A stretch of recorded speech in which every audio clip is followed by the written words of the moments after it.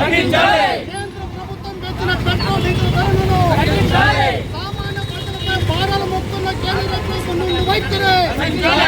సామాన్య ప్రజలపై భారాలు మోపుతున్న కేంద్ర ప్రభుత్వం నుండి వైఖరి.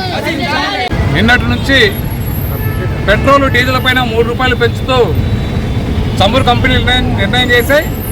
వాటిని 15 అర్ధరాత్రి నుంచి ఈ దేశంలో అమలు చేయాలని చెప్పేసి కేంద్ర ప్రభుత్వం కూడా ఆ రకంగా రేట్లను పెంచడాన్ని సమర్థించింది. అయితే దీనికి చమురు కంపెనీలు అనేక కారణాలు చెప్తా ఉన్నాయి. దాంట్లో ప్రధానమైంది ఇరాన్ పైన జరుగుతున్నటువంటి అమెరికా ఇజ్రాయెల్ చేస్తున్న యుద్ధం కారణంగా చమురు సంక్షోభం వచ్చిందని, అలాగే జలసంధి హార్మోజ్ మూసివేయడం వల్ల చమురు సంక్షోభం ఏర్పడింది. కాబట్టి ఈ కంపెనీల నిర్వహణ కోసం, ఈ నష్టాల నుంచి బయటపడటం కోసం ధరలు పెంచడం తప్ప వేరే మార్గం లేదని చెప్పేసి ఈరోజు చమురు కంపెనీలు ప్రకటిస్తూ ఉన్నాయి. ఈ ప్రభుత్వాలు కూడా వాటిని ఆమోదం తెలుస్తూ పెంచుకోవచ్చు అని చెప్పి కేంద్ర ప్రభుత్వం కూడా ఆ రకంగా ఉంది. ఈరోజు దేశంలో ఏ రాష్ట్రంలో లేని విధంగా ఆంధ్ర రాష్ట్రంలోనే ధరలు విపరీతంగా ఉన్నాయి. పెట్రోల్ కానీ డీజిల్ కానీ.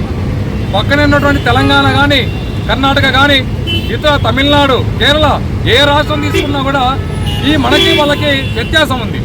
అయితే ఈ రాష్ట్రంలో ట్యాక్సుల రూపంలో కావచ్చు, అలాగే కేంద్ర ప్రభుత్వం కూడా ధరలు పెరిగినప్పుడు ఆ కేంద్ర ప్రభుత్వం వచ్చేటువంటి ఆదాయాన్ని అంటే ట్యాక్సుల్లో మినహాయింపు ఇవ్వచ్చు. అయితే ఇక్కడ కేంద్ర ప్రభుత్వం అటువంటి మినహాయింపు ఇవ్వాలా అంటే ఎన్నికల ముందు దాదాపు 5 రాష్ట్రాల్లో మన ఎన్నికలు జరిగినాయి. ఎన్నికల ముందు వరకు ఈ పెట్రోల్ డీజిల్ ధరలు పెంచాలని ఉన్నా ఎన్నికలు దృష్టిలో పెట్టుకుని కేంద్ర ప్రభుత్వం ఆ రకమైన ప్రకటన కానీ లేదా ధరల పెంపు కానీ అంగీకరించాలి. అయితే ఇప్పుడు ఎన్నికలు అయిపోయినాయి కాబట్టి ఇంకెవరు అడిగేవాళ్ళు లేరు, అలాగే వాళ్ళని ఎవరు ఆపేవాళ్ళు లేరని ఒక అధికారం మాకు ఉంది కదా అని చెప్పేసి చమురు కంపెనీలకు ధరలు పెంచుకోవడానికి ఈరోజు కేంద్ర ప్రభుత్వం అనుమతించింది. ఇది కేవలం పెట్రోల్ డీజిల్ ధరలతోనే అయిపోదు. ఈరోజు రాష్ట్రంలో, దేశంలో వాహనాల వినియోగం పెరిగింది. రెండవది నిత్యావసర సరుకులన్నీ కూడా ఈరోజు రవాణా రంగం మీద ఆధారపడి ఉంటాయి. ఈరోజు ఏ వస్తువు రావాలన్నా కూడా రైళ్లలోనో లేకపోతే లారీల్లో రావాలి. అంటే ఈ ధరలు ఏదైతే డీజిల్ ధరల ప్రభావం, పెట్రోల్ ధరల ప్రభావం అనివార్యంగా ఈ నిత్యావసర సరుకుల ధరల మీద కూడా పడుతుంది. అందుకని పెట్రోల్ డీజిల్ ధరలు పెంచడం అంటే ఇది నిత్యావసర ధరల పెంపుదలకు కారణం అవుతుంది. ఈరోజు అందుకనే ప్రభుత్వాన్ని మేము డిమాండ్ చేస్తున్నాం. ఈ ప్రభుత్వానికి వచ్చేటువంటి ట్యాక్స్ నుంచి మినహాయింపు ఇవ్వండి, ప్రజలపైన భారాలు వేద్దండి. ఇప్పటికే రాష్ట్రంలో, దేశంలో ఈ నిత్యావసర సరుకుల ధరలు విపరీతంగా పెరిగిపోయినాయి.